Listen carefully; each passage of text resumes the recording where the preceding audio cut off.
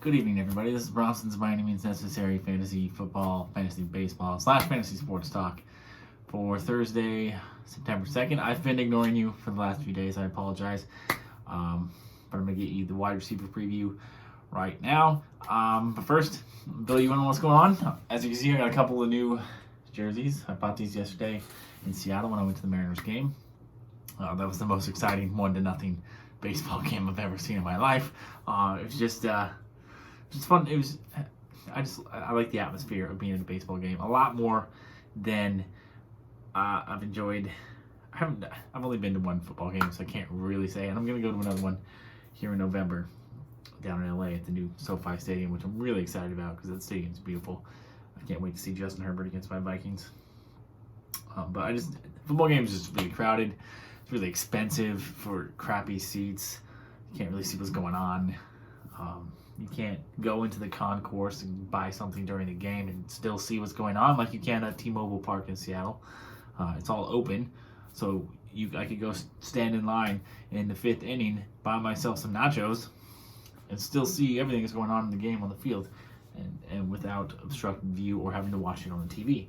It's fantastic. Also, it's a lot cheaper because baseball has a lot more games throughout the season, so you can typically get tickets, really good tickets, for less than $50. Whereas for a football game, it's 125, 130 for the high-way nosebleed seats. It's ridiculous. I don't enjoy it. Which nosebleed seats is what I have for my game in LA. So I'm probably not gonna really enjoy the experience. It's just about the experience. I'm living it up in 2021. I want to see my Vikings against the Chargers. I was hoping to get out to Minnesota for a game this year. Maybe I will later on in the wintertime, like towards the end of the year, but not going to happen right now. But anyway, yeah. So I got a Barry Sanders 1996 throwback jersey, 50% off. Got it for $75. And then over here, behind me over my left shoulder is a Chris Carter 95 throwback Vikings jersey. Also got it 50% off, $75. So yeah, they're both Mitchell and Ness authentic. Really excited by these finds. So now I've got 3 jerseys hanging on my wall. Definitely feeling nostalgic having those 2 in my possession now. Yeah, the Mariners game was fun. I spent a lot of money up there, though. I took the train back and forth because I didn't trust my car to get me up there. That was one reason. Second reason, I don't want to pay for parking. That's the one thing I hate about Seattle.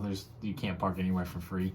And 3, I wanted to drink a little bit, and so I knew that taking the train was just going to be better for me to drink and not have to worry about getting home. Which, by the way, there was a guy who was at the game. He got so wasted that the Amtrak wouldn't let him get on the train, so he got stranded in Seattle last night, and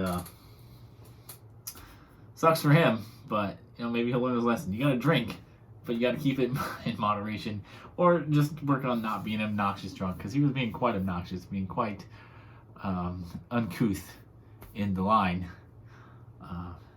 when we were trying to board. So, and I'm sure, Amtrak obviously noticed. So, yeah. But I hope he got home today, and I hope he found a safe and affordable place to stay last night.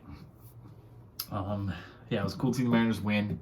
I wasn't up there to watch history this time, as there was no-hitter thrown this time or anything like that. But the Astros put a decent little rally there in the top of the 9th to give us fans some excitement, because it was overall not the most exciting game. It was 1-0, and Jake Odorizzi actually had a no-hitter through about 4 innings, I think, which isn't particularly noteworthy, but after going up there earlier on my birthday, catching John Means no-hitter, I was like, man, am I gonna watch another one?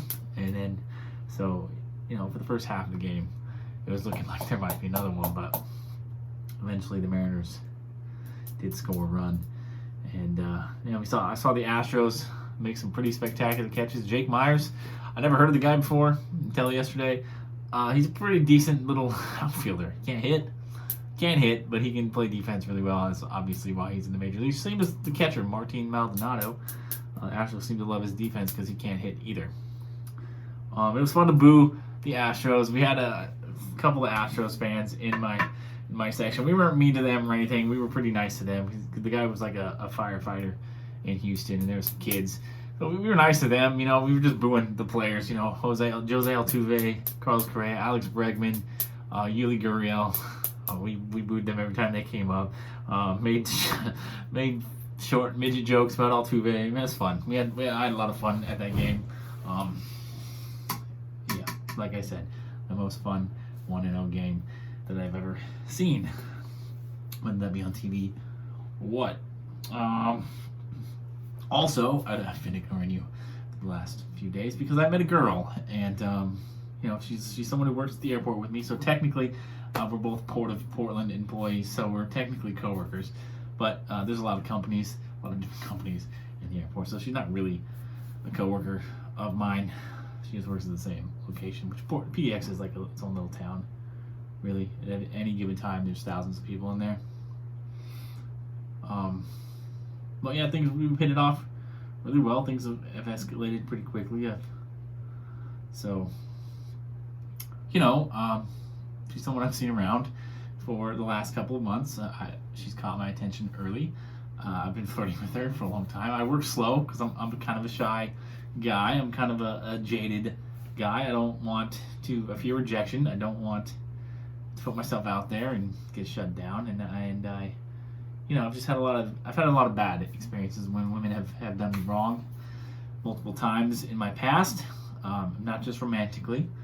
They've done it, personally, whether it be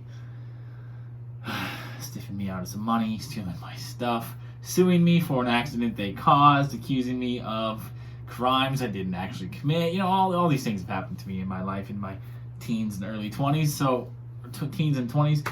So, I don't hate women.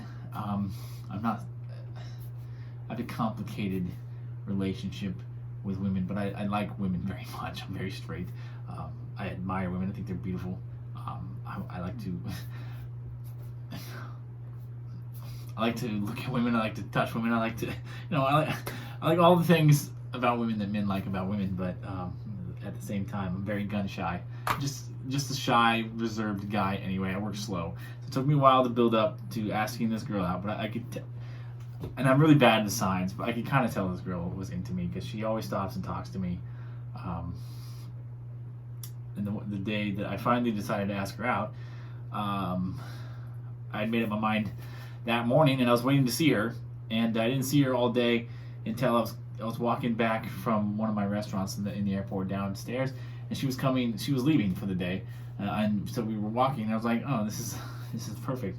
She stopped, like she went out of her way, stopped to talk to me, even though she was trying to go home. We talked for a good 10 minutes. She asked me all these things about, like what I was doing after work and blah, blah, blah. Pretty clear hints that I was able to pick up on. Got her phone number. We were texting. Her first text she sent me was, "I absolutely adore you," which, was really nice to hear. Words of affirmation is one of my love languages. So that was great to hear. Like I said, we've hit it off really well. The only problem, she kind of lives about 45 minutes away. Currently, she's trying to move down here. She's trying to, better herself. She's, got the job at the airport. She makes decent money. She's trying to move closer. But for now, the 45-minute commute is a little inconvenient. But, I will make time for somebody who wants me around. It's the best feeling in the world to have somebody in my life who wants me around. So I will happily sacrifice sleep. I've already done that. I'll happily sacrifice money. I've already done that because my car is a gas hog. Luckily, gas in her town is cheap, so that's not, that's one plus. But sacrifice my free time to spend with these people. I don't want to